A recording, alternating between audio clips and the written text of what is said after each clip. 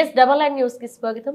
కుకట్పల్లి నియోజకవర్గంలో కాంగ్రెస్ పార్టీకి ఎదురుగాలి వీస్తుంది. నియోజకవర్గంలో ఉన్న నేతల మధ్య సమన్వయ లోపంతో స్థానిక నేతలు కార్యకర్తలు సొంత పార్టీని వీడి బీఆర్ఎస్ పార్టీలో చేరుతున్నారు. దీనిలో భాగంగా నేడు కుకట్పల్లి నియోజకవర్గ ఎమ్మెల్యే మాధవరం కృష్ణారావు సమక్షంలో మధు ఆధ్వర్యంలో బాలానగర్ డివిజన్ కు చెందిన కాంగ్రెస్ నేతలు భారీ సంఖ్యలో నేడు బీఆర్ఎస్ పార్టీ తీర్థం పుచ్చుకున్నారు.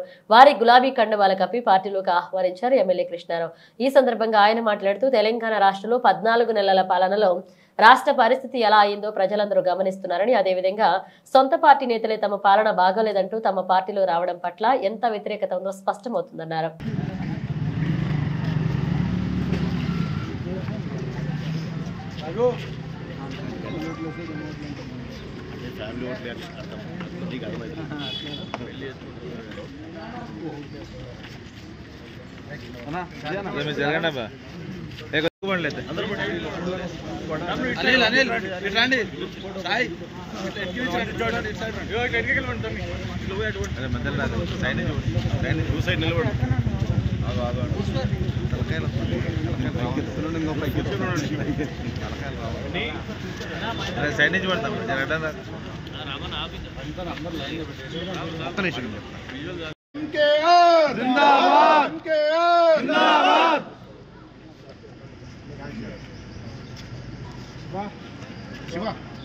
ఓకే అందరు ఇటు నుంచి ఇటు వెళ్ళిపోండి భయ, ఇటు నుంచి ఇటు వెళ్ళిపోండి. అందరు వేసుకున్న వాళ్ళు సైడ్కి వచ్చేయండి.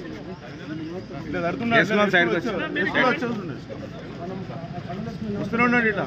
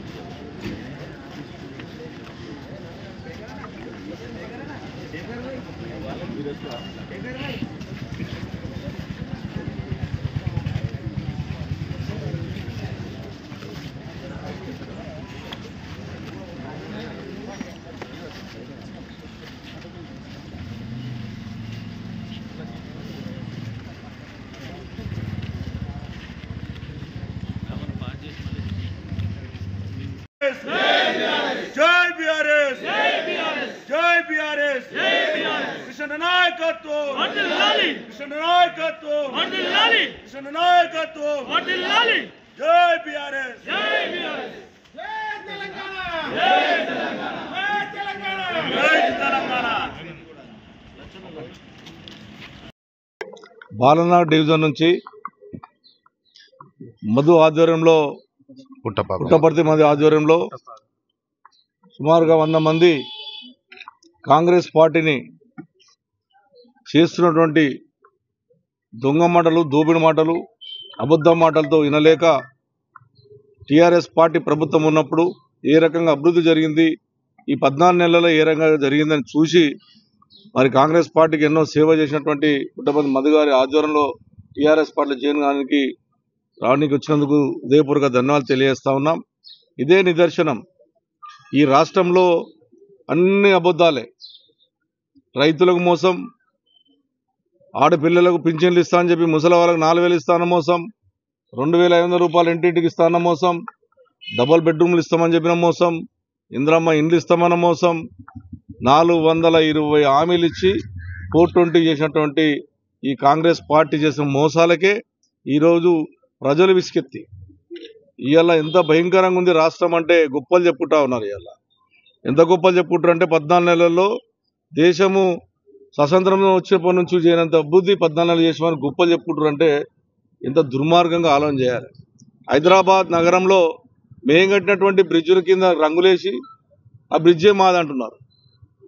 ఈ రకమైన బుద్ధి ఇవాళ కుక్కట్పల్లి కాన్షియస్లో ఎంత దుర్మార్గంగా నడుస్తూ ఉందంటే గవర్నమెంట్ పరంగా 14 నెలల తర్వాత 25 కోట్లు శాంక్షన్ చేశారు కాన్ఫరెన్స్కి, ఇది సర్కిల్కి. అందులో నాకు 9 డివిజన్లు ఉంటే నాకు 6 కోట్లు ఇస్తున్నారు, 3 డివిజన్లు ఉన్న వాళ్ళకు 6 కోట్లు ఇస్తున్నారు. ఎక్కడైతే ప్రజలకు ఇబ్బంది ఉన్నదో చూసి రిలీజ్ చేయవలసినటువంటి బాధ్యత ప్రభుత్వానికి, ఆఫీసర్లకు ఉంటుంది. ఇది నీకింత నాకింత అని పంచుకునే విధంగా హైదరాబాద్ నగరంలో ఈరోజు కనీసం డ్రైనేజ్కి ₹1 ఇవ్వలేని పరిస్థితి, మంచిలు రాలేనటువంటి పరిస్థితి, బల్బులు ఎగలేని పరిస్థితి, ఎన్ని రకాలుగా ఈ 14 నెలల్లో ఆ రోజున నెలకు 30 నుంచి 40 కోట్లు ఖర్చు పెట్టాము ఆ రోజున కుకుట్పల్లి కాన్ఫరెన్స్లో అన్ని రకాలుగా.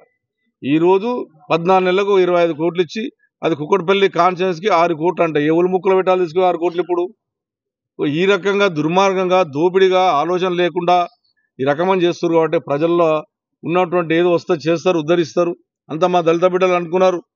అయ్యా ఆ రోజు కేసీఆర్ గారు దళిత బంధు 10 లక్షలు పెట్టిండు, కొంతమందికి వచ్చింది, ఇంకా కొంతమంది రాలేదు.